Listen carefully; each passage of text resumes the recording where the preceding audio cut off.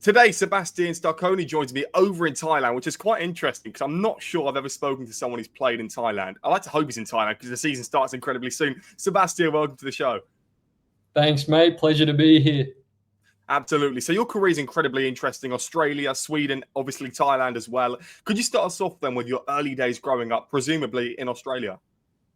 Yeah, mate. So for me, I started in the NPL system in Queensland. It's like the second division in Australia, as well as the Brisbane Roar Academy days. So we only have one professional league in Australia, and yeah, I think around under 12s, 13s is when I first got into the Brisbane Roar Academy, and then all the way up until about under 18s I was playing for them. So that's like our closest thing to a full-time program, I guess you could say. And yeah, pretty professional standards they've got going on there. So more improving my technical side with them was the main part of being a part of them.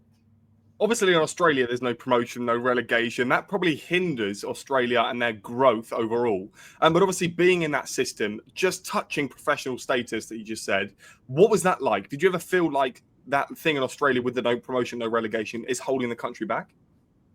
Yeah, absolutely. That would. I mean, it's probably talked about by pundits every week about it. Yeah, there's a definite stunt of growth in Australia for the football, and that would be up there with the main reason. Because obviously there's no consequences for not performing. I guess like the main objective of your season is just to, I guess, not cop the wooden spoon, they call it. Like, so the team that finishes on the bottom, they crown the wooden spoon. So I guess it's just like avoiding that is the main objective. Um, and then they've got like finals footy, but again, it's not an incentive like the same as actually dropping down a division, you know. So I would say that definitely hinders the growth. Yeah. So you were at Brisbane Roar. What was that like day to day? Were you in? You said you were in a professional environment, but was there gyms? What was there around you? So at that age, it was from what 13 to 16 predominantly for me, and it was so I was still in school, and my school I was at a private school in Ipswich, which is close to Brisbane. So I would finish school early and then have to go to training, I think 5 days a week. So it was a full-time program at that stage. But I remember it wasn't focused on gym or anything like it should be. It was more just technical training and sort of being in that like full-time program as such. So yeah, it was good in that sense. But yeah, there wasn't an emphasis on the physical side of the game looking back. Australia is a very big country. I don't think that's a surprise to anyone. But obviously in Europe, we're so linked between other countries, and it's only a couple of hours to get to the other side of Europe. But for Australia, what's it like for agents, for players? Is there like a big communication in the country for players to move about? I think it's more so once you're in the door of an A-League contract, so men's we're speaking, not an academy contract, that's when, yeah, you just get recycled around from what I've seen and heard from my mates playing there. Um, but up until that point, there's not really a good, I guess, scouting process that you have in Europe. It's more so being able to afford to be in those top academies, and yeah, like a financial incentive. So it drives a lot of talent away, as you can imagine. But obviously, Asia, we're going to go on to talk about that in a short time. The fans there, the culture there. Could you just briefly touch upon that, being in the environment that you are in now? Yeah, I mean, for me, Asia is amazing. It's like a dream come true for me, and actually being here now, it's a bit surreal. But they're mad, and I growing up, I would have never ever pictured my career coming to Asia. So yeah, actually being here and feeling the environment and seeing like how big the market in Asia is. It's amazing. I couldn't rave enough about it, to be honest. Absolutely. All I ever hear about places like Malaysia and Indonesia is just top stuff. But what came up for you next? You left your country of Australia to go to Europe, into Sweden. And what was that like? Because obviously Australia going from the heat all the way to the cold in Sweden. Yeah, well, actually, so I went from Brisbane. I think I was playing that second division NPL age 18, and I just went like mid-season. I remember I was like, no, I wanna actually improve my game and like try to push for a professional level. So I just saved up for like a work permit in the UK, and booked a one-way to the UK. And from there, yeah, that's where I started at Sunday League in Yorkshire. It's more northern England. I Yeah, imagine yeah. yeah, you know what that's like. So yeah, started Sunday League, got a move to Saturday football there, and then just played non-league for a couple of years. Um, Obviously, yeah. Long story short, COVID hit, and the Sweden offer came about from. It was just a coach who I'd played against in that non-league up in Manchester area. So yeah, that was awesome. That took me to Sweden like during the whole COVID thing. So Well, I was going to mention England, but I wasn't actually sure if it played a major part in your career. But obviously, it later did because Sweden ended up coming about for you. So, can we talk about England then? Because that environment in England is quite something. I was talking about this the other day. Obviously, the non-league sides all the way up to the Championship and most of the Premier League, they play on Saturdays, and there's so many games going on from the Premier League all the way down. And what was that like to be in that environment? yeah, mate. To be honest, I'd be lying if I said that England didn't play the biggest part in my career, because going from Oz as a boy to England turning me into a man in terms of football, like both on and off the pitch. It was like, I think I remember my first Saturday session just getting absolutely bollocked for not calling for a header. I think my teammate in front of me, we were at the back post, he's headed it, but I was in a better position, and the managers just absolutely ripped me for a good 5 minutes, like personal. And that was like that. You don't get that in Oz football, like, and obviously non-league managers, it's insane, and that's what I needed. Like, I needed to improve my off the ball game, especially my position as a defensive midfield. So England, 2.5 years there was definitely what did that for me. Like, yeah, that was top for my development as a player. Sweden, obviously, with COVID, it didn't lock down as heavily as England did, and maybe Australia, I'm not too sure. But with Sweden, what was that like to go there during COVID? Were you always sort of thinking in the back of your mind, there is a potential for me to just head home and call it quits for the next couple of months? Yeah, absolutely. I think my visa was coming to expiring in the UK, and it was like, okay, well, I'm on my own on the other side of the world. I need to look to retreat, sort of thing. But then the Sweden offer came up, and it wasn't like a great offer at all. It was, the first move was in the sixth division, I think. So it's like not professional or anything, but I was at the point in my career where I was saying yes to like anything. You know, you would have put something in front of me, I wouldn't say no. So um, I guess going there during lockdown, leaving the UK, which was in a serious lockdown, to Sweden, which, as you say, didn't really lock down. It was perfect timing for me in a sense. So yeah, I was very grateful for that move. So when you were in Sweden, and I suppose when you were in England, were you doing anything on the side? Because obviously in England, there's a lot of semi-professional teams, there's a lot of managers, a lot of players that do things on the side to afford to live. Yeah, absolutely. So the work permit I was granted was you weren't allowed to play professional football. So it was purely for working my 2.5 year work permit. So I started off as a bartender at my local pub in my village. I Was then this in picked up Sweden or England? England, yeah. Okay, yeah.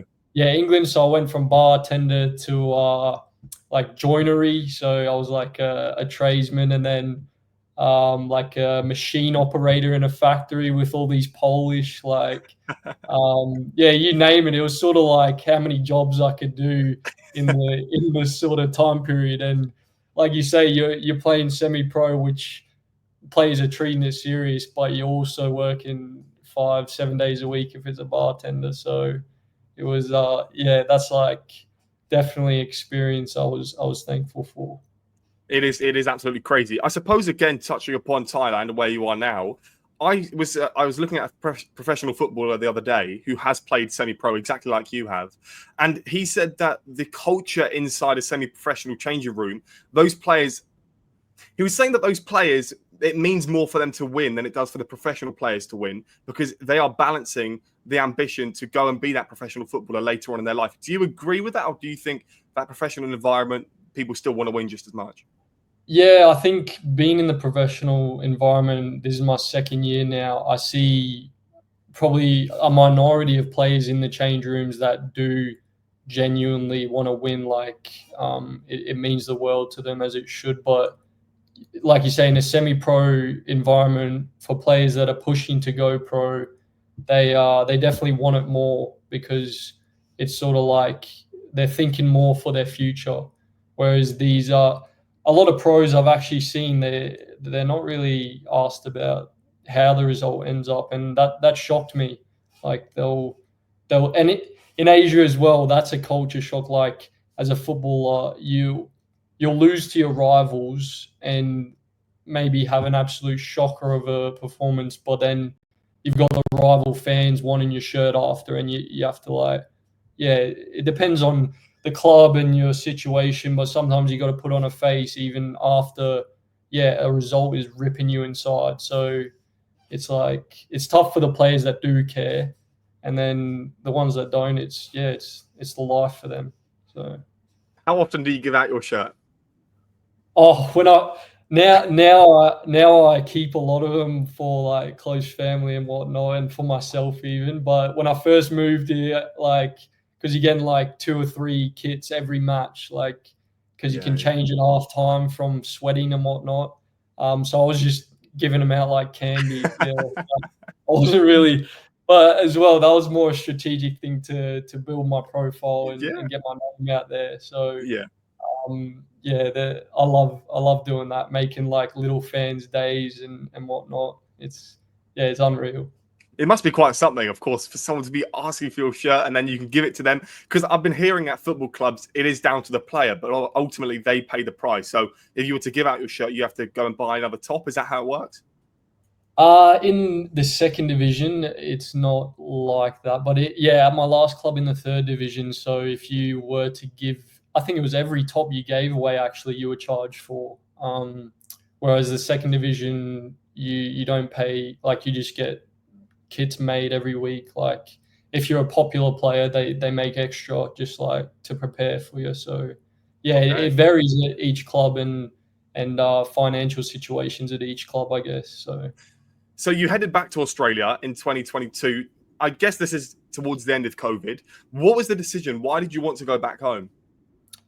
For me, it was so my contract and work permit in Sweden was ending in about a month, and my UK visa had expired. So I was going back to the UK, just like to get some more luggage and stuff that I'd left behind. And they gave me, I think, they gave me an extension of 25 days, I think. And at that time, I remember it was havoc. Like they were just trying to get foreigners out back to their home country. So for me, I was literally just in the UK waiting for that available flight. And yeah, I think it. I only planned to be away for about a year before I'd go and visit home again. But it ended up being, I think, 3 years in total, from 2019 to 2022. So it was for me. I was like, yeah, absolutely buzzing to get home because I'd grown so much and I've missed so much as well with my family. I'm very close with them, so it was yeah, it was a no-brainer for me to go home at that point. It was So a great. when you headed back home, again, you were probably balancing more jobs on top of the semi-professional life, right? What were those jobs? So I started as a DoorDash driver, like that's like delivery. Yeah. So yeah, I was doing that, and semi-pro, you train 3 nights a week, and I had loads of time on my hands. I started my law degree, so I was just doing law, DoorDash, as well as semi-pro football, and then I got into like it's called NDIS work. It's like in the UK, it's probably a carer, like care work. Yeah. So where you look after like disabled people and whatnot. So yeah, I was doing that. I was able to study while doing that, and then in the evenings I was doing my semi-pro football and days off and whatnot. So I was balancing quite a few jobs at the time to really get by. Well, I suppose the DoorDash, if you're on the bike, you're keeping fit at the same time. No, not the bike. I was, yeah, I was Was it whipping not the bike? in the high. No, it was. I was able to register my car, thank God, because Okay. yeah, I was in my hometown. You're clocking up K's. I think on a bike, I'd be built like a brick house by now. But no, it was good. I was able to do it in a car, thankfully. So for 2 seasons you spent there, you played a decent amount. How would you sum up the 2 years that you played for Gold Coast United? Yeah, I'd say that was me sort of solidifying matches like 90 that football that I missed during COVID. I was sort of catching up and getting men's minutes back in my home country that I'd never had before, because obviously as an academy player you're not getting 90 minutes every week in the second division, because yeah, you're riding the bench doing your I call it your apprenticeship. So it was more just getting comfortable playing 90 minutes every week and trying to get consistent minutes into me. How far is Brisbane from Queensland? Because obviously you went to Brisbane after that. Yeah, so Brisbane's the capital city of Queensland. Or did you mean how far is Brisbane from the Gold Coast? Yes, yeah. Yeah, so I was living in Ipswich. That's about it was a it was a minging drive actually. It was like an hour and 45 drive from my house to Gold Coast United training. And then it was only that long because of the traffic on the M1. That's like our big highway along the Gold Coast. So yeah, I was doing that for a solid 2 years. Just grinding that out. But it was like I said, I was just anywhere to get minutes, 90 minutes every week. That was the goal in mind. So you'll do anything when you got that sort of goal in mind. How did you leave Gold Coast? Because you went for a short-term stint in Brisbane. So why did you decide to leave? Was it just because you wanted that experience of a new changing room, or what was the actual reason as to why? From memory, I think it came to the end of the second season, and that's when I was looking at going Thailand on trial again. So I sort of said to him, "Look, I'm leaving. I've got like whispers that this is going to be available to me like in at the end of that year," and that fell through. So then it was like, well, they've already signed all their players. They would have taken me back, I believe, at the time, but I had another coach from Brisbane Olympic who said, "Oh well, while you're waiting to head to Thailand, just come and stay fit, train with us for preseason."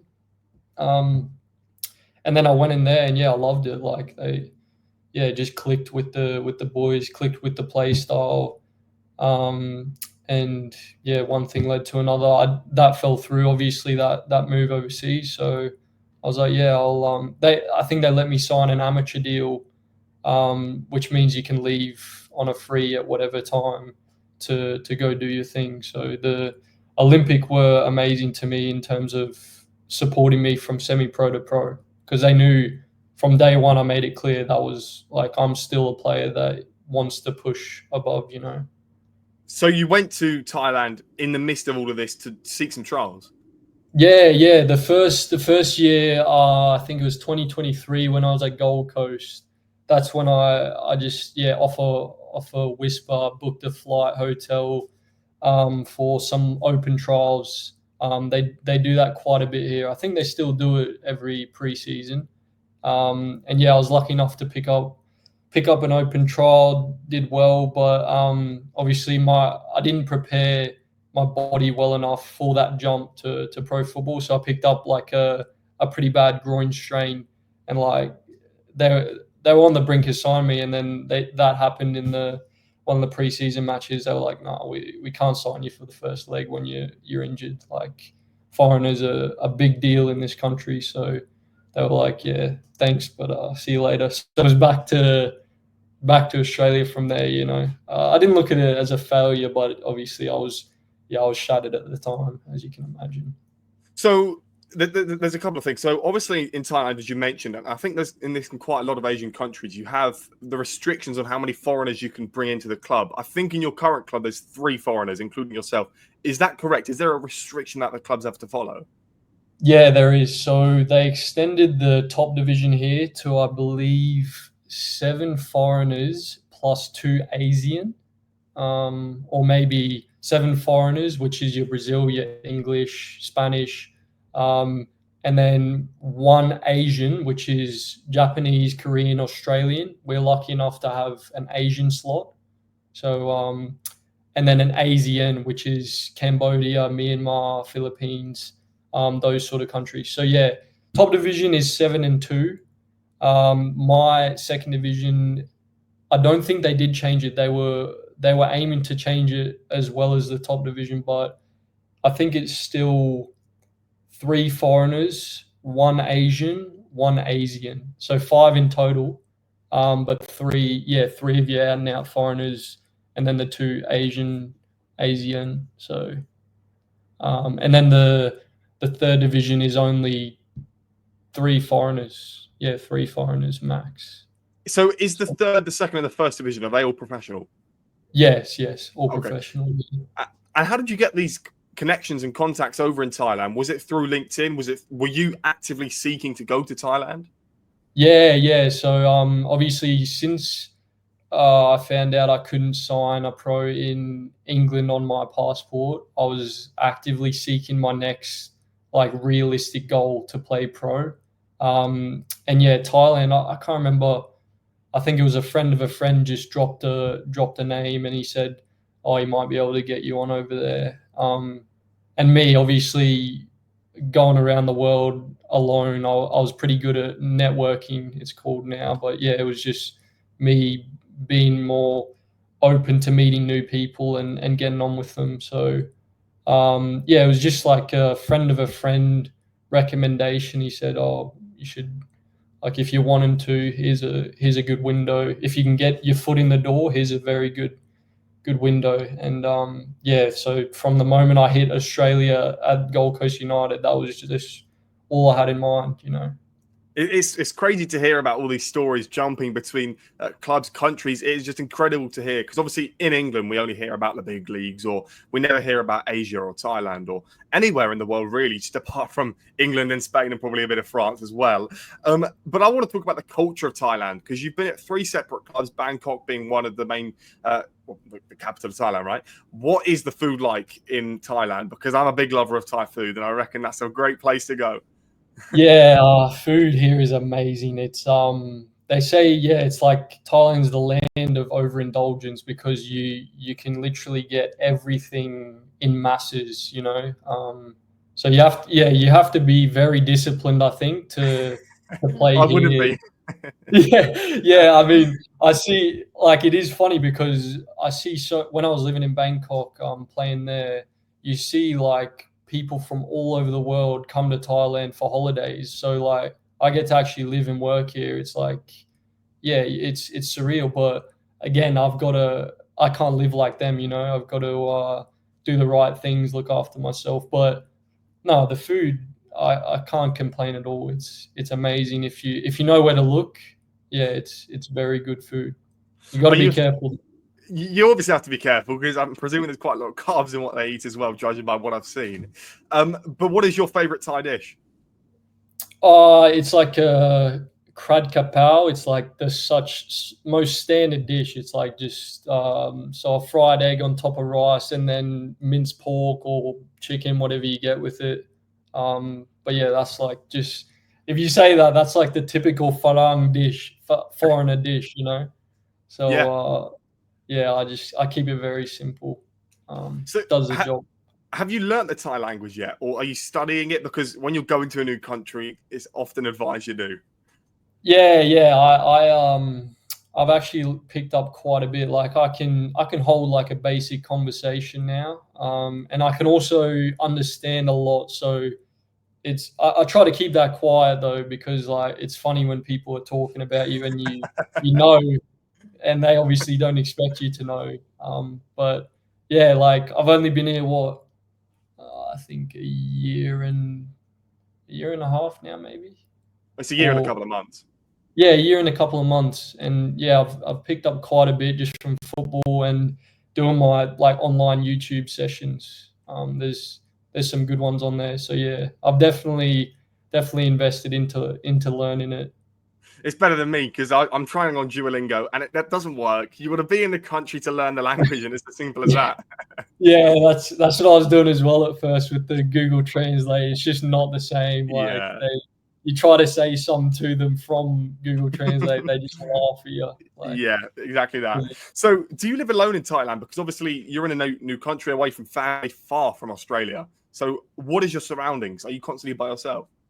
No, so I met my partner in the UK, and for this whole journey, I guess to pro football, we'd done the long distance, and yeah, supported each other through it all. So now this is the first actual opportunity where the club have flown me and her over. So yeah, I finally got to a point where she can live with me now, and we're settled into our condo together. It's amazing. Yeah, it's It's good to awesome hear. having her. Because obviously, up to that point, it's always just been solo. So That must be quite hard. How do you adapt to all of that?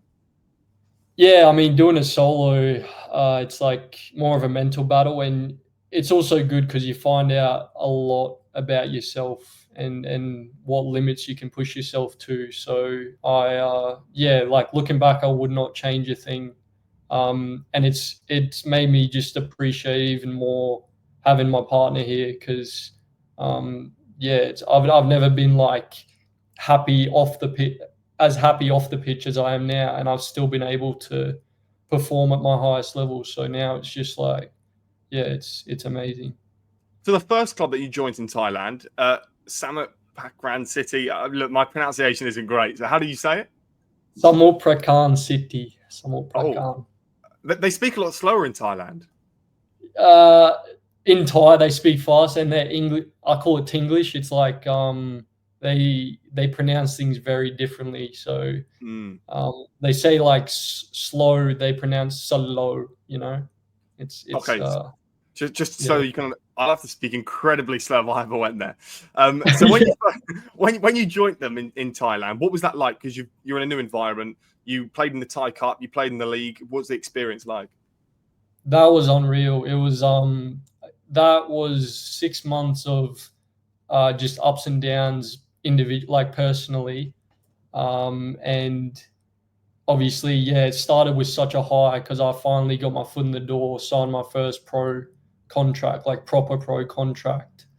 So I remember just being over the moon with that, and then yeah, the club obviously experienced like heavy financial difficulty.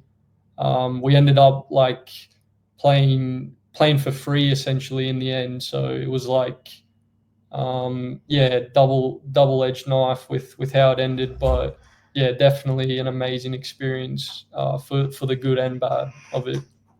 And then you changed to North Bangkok University FC. Before we talk about that team, because it's quite interesting that there's university in the name.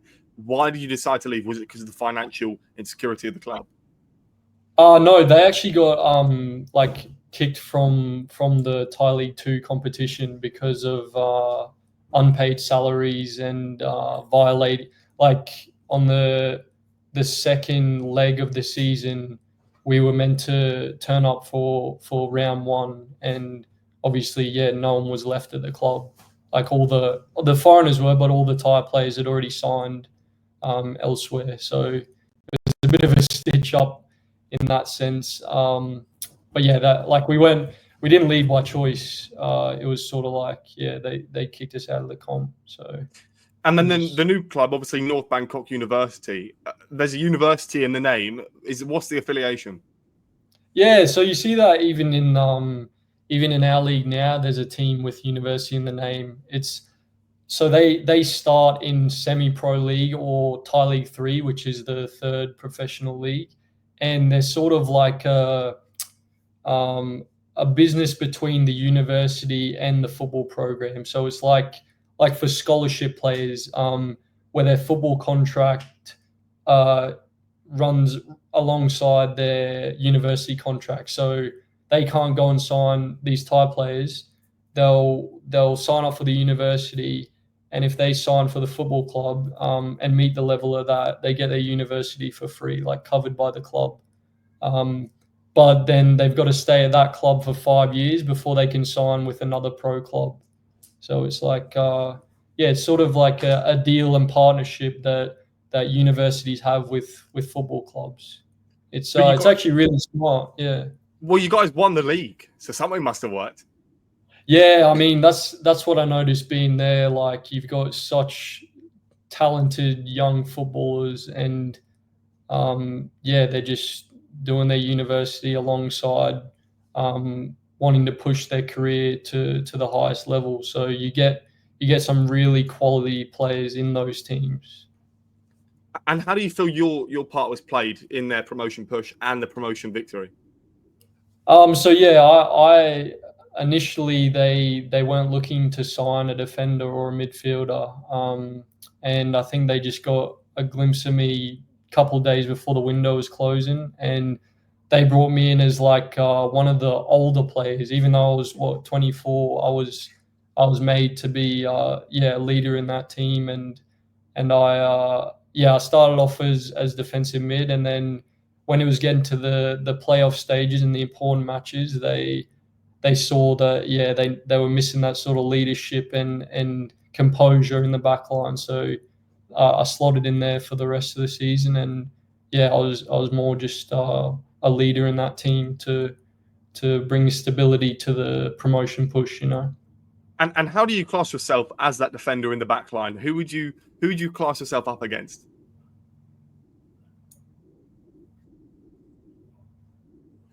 Oh, like as in if you're comparing me to a top player, like as a defender? Yes. Yeah. Like describe to me your game. It's tough.